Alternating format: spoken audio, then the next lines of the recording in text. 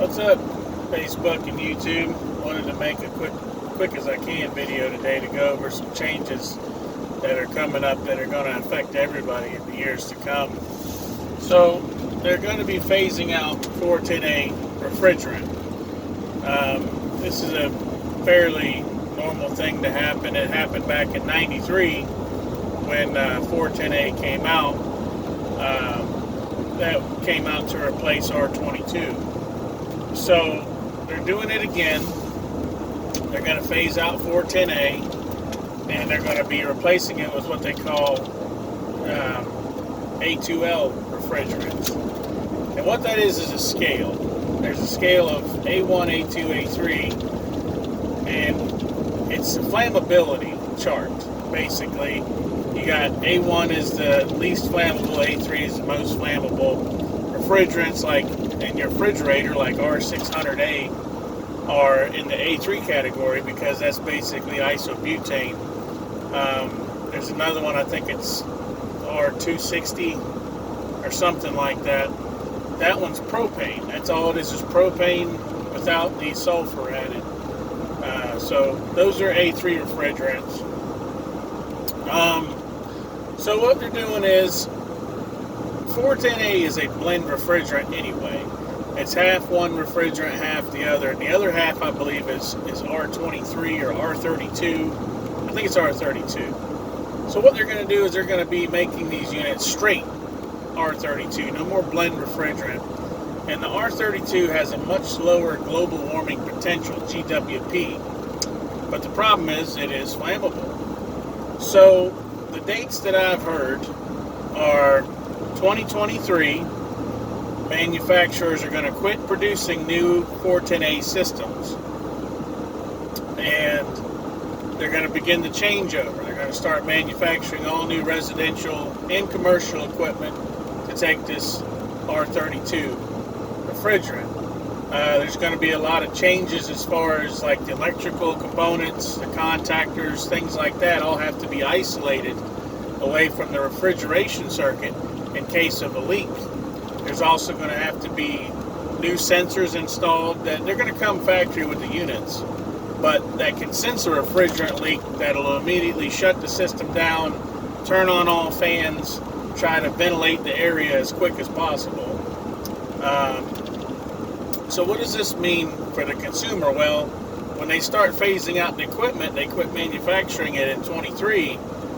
I heard that they're also going to be mandating that the refrigerant manufacturers, the people who actually make the gas, have to make 10% less gas starting that year. Then by 2025, they have to reduce the amount of production down to 40% less. So it sounds like by the end of the year, or end of the, I would say somewhere around 2028, 2030, they're going to just quit manufacturing 410A altogether. They've already done that with R22. It's been years now. They have not manufactured any. The only thing you can get is recycled R22, and it's very expensive. Last time I looked at a jug of that, it was $1,000 for a jug. So it's cheaper to take an R22 system and convert it over to 407C. But so what does this mean for you if you're in the market for an air conditioner? Well, I mean, you can look at this either way. One, if your system's really bad and you're wanting to replace it, I would say now, between now and 2023, you might as well go ahead and pull the trigger, because you're not going to be able to buy a new unit after that. They won't be available. They're not going to be manufactured anymore.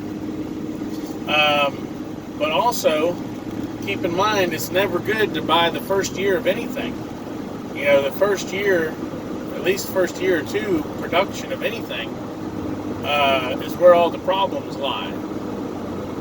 So, in my opinion, I wouldn't buy the first go around of these new units, because there's going to be problems. They're going to have to work them out, which they will.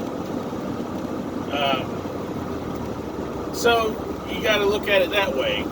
Another problem right now because of the current state of the economy and everything, a problem that I've run into from my own supplier is that they don't have any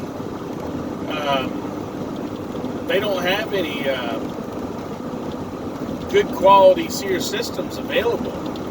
I have a older, I believe it's a 17 SEER carrier system at my house that I was going to replace, but the only thing I can get is a 14 SEER. You know, what I have right now is a dual stage heating and cooling. I would have to replace that with a single stage. So, you know, I don't want to replace something I have that is a good efficiency with something that's not good efficiency. That doesn't really make any sense. So my options are I have to repair what I have.